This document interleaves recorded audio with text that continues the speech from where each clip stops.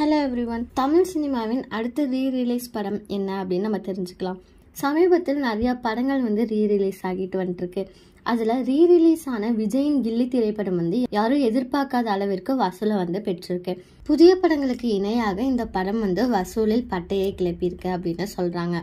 இதை தொடர்ந்து விஜயின் மற்ற திரைப்படங்களையும் ரீரிலீஸ் செய்யும் பணிகள் ஆரம்பிச்சிருக்கு. இந்த நிலையில் ரஜினிகாந்த் ஹிட் திரைப்படங்களையும் ரீரிலீஸ் பண்ண தயாரிப்பாளர்கள் திட்டமிட்டு வந்துருக்காங்க. அடுத்த ரீரிலீஸ் படம் என்ன அப்படின்னு பாத்தீங்கன்னா, KS ரவிக்குமார் இயக்கத்தில் சூப்பர் ஸ்டார் ரஜினிகாந்த் நடித்து கடந்த 1999ஆம் ஆண்டு வெளிவந்த திரைப்படம் தான் படையப்பா.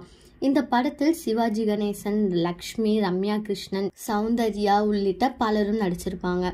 மக்களிடையே மாபெரும் வரவேற்பை பெற்று இண்டஸ்ட்ரியல் ஹிட்டான இப்படத்தை தற்போது ரீரிலீஸ் செய்யலாம் அப்படின்னு தயாரிப்பாளர்கள் எல்லாரும் முடிவெடுத்திருக்காங்க. அதற்குறித்து ரஜினிகாந்திடம் பேச்சுவார்த்தை நடத்திட்டு இருக்காங்க.